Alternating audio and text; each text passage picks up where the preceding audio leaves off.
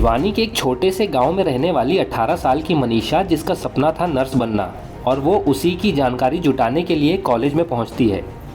एक play school में वह पढ़ाती थी और प्ले स्कूल में बच्चों का ध्यान रखकर पढ़ाने के बाद जब वो उस मेडिकल कॉलेज में पहुंची, उसके बाद से वो मिसिंग हो गई और 2 दिन बाद शव मिलता है उसी मेडिकल कॉलेज के तकरीबन 500 मीटर दूर नहर के पास। शव की हालत बेहद ख़राब थी। भिवानी में उसी मनीषा के घर पर इस वक्त मेरी मौजूदगी है। उस मनीषा के माता पिता हमारे साथ हैं, उनसे हमने बातचीत की। मनीषा के पिता संजय कुमार ने बताया कि 11 तारीख को वह सुबह स्कूल जाने के समय निकली थी। सुबह 7:30 बजे स्कूल की बस में बैठी और स्कूल गई। 11:23 पर मनीषा का आखिरी फ़ोन आया था। उस दिन उन्होंने बेटी को कहा था कि मेडिकल कॉलेज से फॉर्म लाना और जानकारी ले आना। वह उसी काम से कॉलेज गई थी, लेकिन उसके बाद वह घर नहीं लौटी। शाम को जब बेटी घर नहीं पहुंची तो उन्होंने पुलिस से संपर्क किया। पुलिस ने शुरुआत में मामले को गंभीरता से नहीं लिया और कहा कि लड़की भाग गई होगी और 2 से 3 दिन में वापस आ जाएगी। पिता का आरोप है कि पुलिस ने कोई ठोस कार्यवाही नहीं की। परिवार कॉलेज भी गया, लेकिन वहां कोई ठोस जानकारी नहीं मिली। स्टाफ शराब के नशे में था और उन्होंने भी कोई मदद नहीं की। पुलिस और कॉलेज प्रशासन ने सीसीटीवी फुटेज दिखाने से भी इनकार कर दिया। परिवार का कहना है कि अगर 11 तारीख को ही पुलिस ने गंभीरता दिखाई होती तो शायद मनीषा आज जिंदा होती। 13 तारीख को नहर के पास मनीषा का शव बरामद हुआ।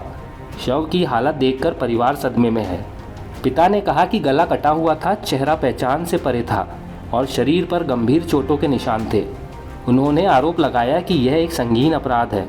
परिवार ने साफ कहा है कि वे अंतिम संस्कार तब तक नहीं करेंगे जब तक आरोपी पकड़े नहीं जाते और उन्हें फांसी की सज़ा नहीं मिलती। मनीषा की मां ने बताया कि वह पढ़ाई में बहुत अच्छी थी और डॉक्टर बनना चाहती थी। घर में सबका अच्छा ख्याल रखती थी और बेहद होनहार बच्ची थी।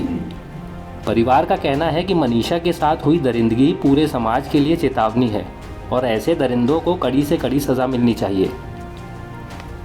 मनीषा ने सपने देखे थे कि वे डॉक्टर बनेगी। रोज़ सुबह वह प्ले स्कूल जाती थी, बच्चों को पढ़ाती थी और फिर मेडिकल कॉलेज जाने का सपना देखती थी। लेकिन 11 तारीख को सपनों के साथ घर से निकली मनीषा 13 तारीख को शव बनकर मिली। परिवार और गांव वाले न्याय की मांग कर रहे हैं और अंतिम संस्कार तब तक नहीं होगा जब तक आरोपी गिरफ्तार नहीं किए जाते और फास्ट ट्रैक कोर्ट से फांसी की सज़ा नहीं सुनाई जाती। भिवानी की मनीषा की मौत को लेकर हरियाणा पुलिस अब तक खामोश है, लेकिन 2 पोस्टमार्टम रिपोर्ट सामने आने के बाद कई बड़े सवाल खड़े हो गए हैं। दोनों रिपोर्ट्स न सिर्फ अलग अलग निष्कर्ष बताती हैं, बल्कि कई बिंदुओं पर एक दूसरे से पूरी तरह विरोधाभासी भी है। पहली पोस्टमार्टम रिपोर्ट, जो कि 13 अगस्त सिविल हॉस्पिटल भिवानी से प्रेषित हुई थी, उसके अनुसार शव पर घास, पत्ते, मिट्टी और सड़े हुए टिश्यू चिपके मिले। जगह जगह मक्खियों के अंडे और काले धब्बे थे। चेहरा और आंखें पूरी तरह नष्ट थीं। नाक, आँख के सॉकेट खाली पाए गए। गर्दन की हड्डियां और संरचना पूरी तरह सड़ चुकी थी। हाथ पैर की ऊपरी त्वचा अलग हो चुकी थी। पेट फूला हुआ था। यूरेटस और रेक्टम आंशिक रूप से बाहर निकले पाए गए। प्राइवेट पार्ट्स पर चोट के निशान मिले। सबसे बड़ा घाव गर्दन पर था। गले का हिस्सा बुरी तरह क्षतिग्रस्त था और सड़ा हुआ बताया गया। रिपोर्ट में लिखा गया कि मुंह, नाक और कान से ना तो खून निकला और ना ही झाग, जिससे कीटनाशक सेवन की आशंका पर सवाल खड़े हुए। दूसरी पोस्टमार्टम रिपोर्ट, जो 15 अगस्त PGIMS रोहतक से जारी हुई, उसके अनुसार शव मिट्टी और घास से ढका मिला। बालों में घास फूस फंसा हुआ था।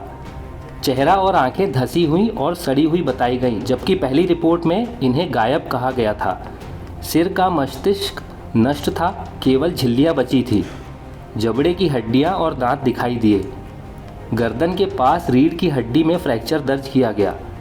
छाती पर 51 सेंटीमीटर लंबा टाँका मिला, जो पहले पोस्टमार्टम का निशान था। छाती की हड्डियां गायब पाई गई।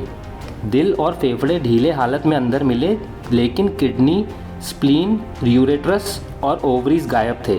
पुलिस का कहना है कि इन्हें लैब भेजा गया था। श्वास नली अलग पाई गई। दूसरी रिपोर्ट में भी साफ लिखा गया कि मुंह, नाक और कान से ना झाग निकला और ना ही खून। वजाइनल और रेक्टम स्वैब लैब जांच के लिए भेजे गए। मुख्य विरोधाभास इस प्रकार हैं। पहली रिपोर्ट में आंखें और चेहरा पूरी तरह नष्ट बताए गए, जबकि दूसरी रिपोर्ट में धसे और सड़े हुए बताए गए। भिवानी रिपोर्ट में यूट्रस और रेक्टम बाहर निकले पाए गए, जबकि रोहतक रिपोर्ट में यूट्रस और ओवरीज गायब बताए गए। पहली रिपोर्ट में गर्दन पूरी तरह सड़ी हुई बताई गई, जबकि दूसरी रिपोर्ट में रीढ़ की हड्डी का फ्रैक्चर दर्ज किया गया। दोनों रिपोर्ट्स में यह समान था कि मुंह, नाक और कान से झाग या खून नहीं निकला। दोनों रिपोर्ट्स के निष्कर्ष मेल नहीं खाते, जिससे मनीषा की मौत का रहस्य और गहरा गया है। परिवार पहले ही पुलिस पर लापरवाही के आरोप लगा चुका है और अब तीसरी पोस्टमार्टम रिपोर्ट तथा सीबीआई जांच पर सबकी निगाहें टिकी हैं।